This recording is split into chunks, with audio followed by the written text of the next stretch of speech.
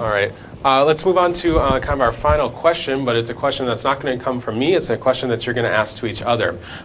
Your opponent will then have 1 minute to respond, and then you'll have 15 seconds to respond to whatever their response was to your question. And Dale Helm, you'll have the opportunity to ask the question first. Tom Tillberry will be responding to your question first. Okay.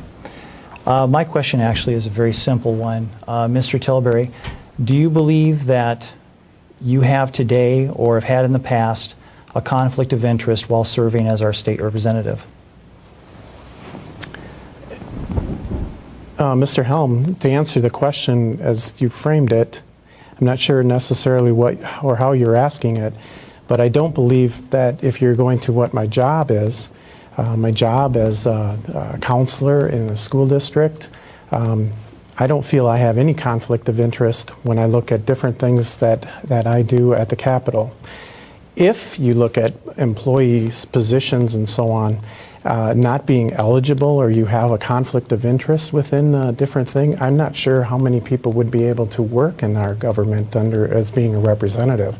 If you haven't noticed, the pay isn't real high. Right. So it is something that you're going to have to carry on a different job as you do that. So then I think that every store owner, every lawyer, every doctor, they would have to really question what they could vote on, if anything, if you look at the conflict of interest piece that you've just asked me. Your chance, Helm, for a response to that. The reason I asked the question is that Mr. Tillberry is a union negotiator for Education Minnesota.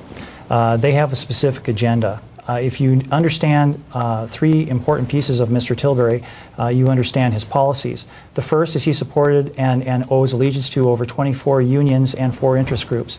Also, he has voted for legislation which has benefited his own profession, that of counselors, at that point. Okay.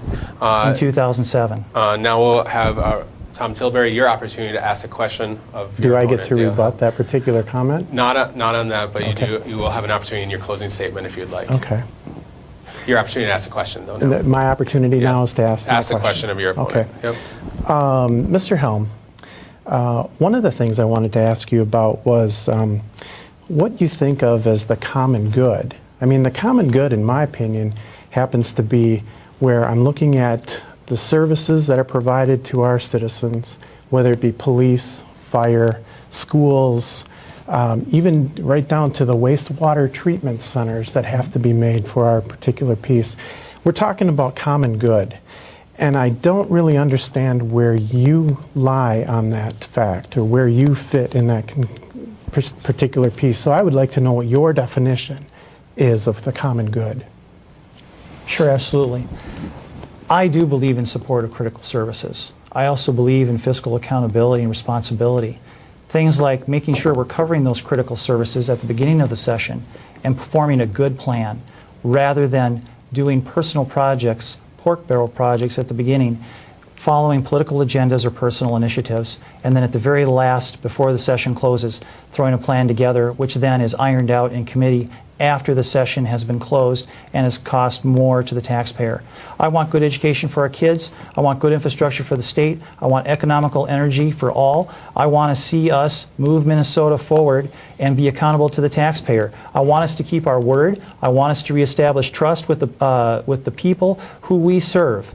It is time to get rid of the politicians. It is time to bring in public servants. Thank you for your response. Now you have 15 seconds to respond to his answer. Okay. Well, I kind of figured that's what I would get, is promising the world to everyone, and usually that's what happens when someone comes into government and doesn't really have any experience with it. It's something that does take place, and I did expect that particular answer, that he really doesn't understand what common good is. All right, we're going to move. I want to thank you, first of all, both for your answers to all of my questions and to each other's questions as well. We're going to move now to our closing statements for the evening. Again, you'll have 1 minute for your closing statement to the voters, and Tom Tillberry, you'll be first with your closing statement. And once again, I do appreciate the opportunity that I've had to serve in these last 2 terms. I look at a lot of accomplishments that have taken place. What has been most frustrating in this particular piece is having to always run up against the veto of the governor. The governor, obviously, who is a lifetime politician, who also plans through this particular party. He had a springboard off to his other places, wherever that would be. And he has left Minnesota behind. So that has been a struggle that I've had throughout the 4 years that I've been there.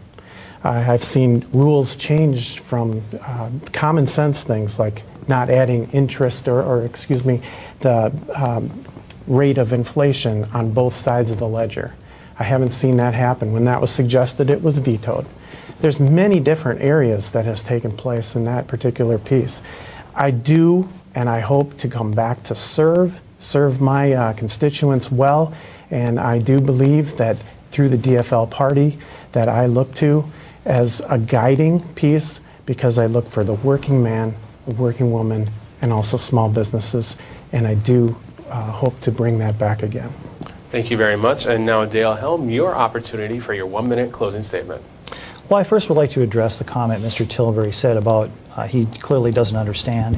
This is a slight revealing of the elitist attitude which unfortunately his party has possessed in many cases.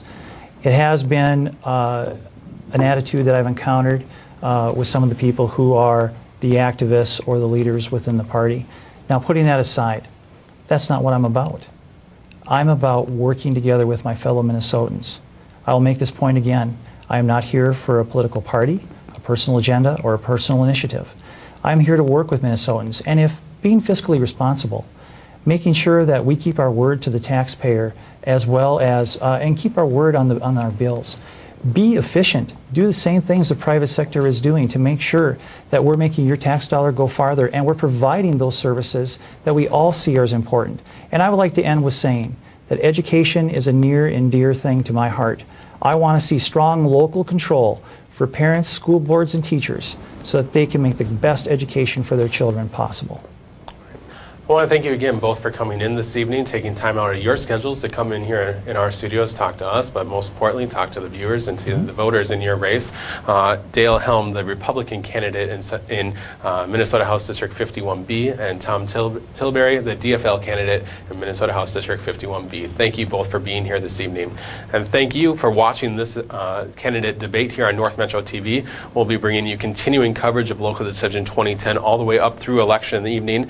And remember, informed voters are the best voters, and you can go to northmetrotv.com and find out more information about candidates running in a variety of races by clicking the Local Decision 2010 banner, as well as remember to tune in election night, November 2nd, starting at 8 p.m. to find out who's going to win this race, as well as many other races across the state. We'll be here for you all night on election night with those results. And I've been your debate moderator this evening, Ben Hale, and thank you for watching.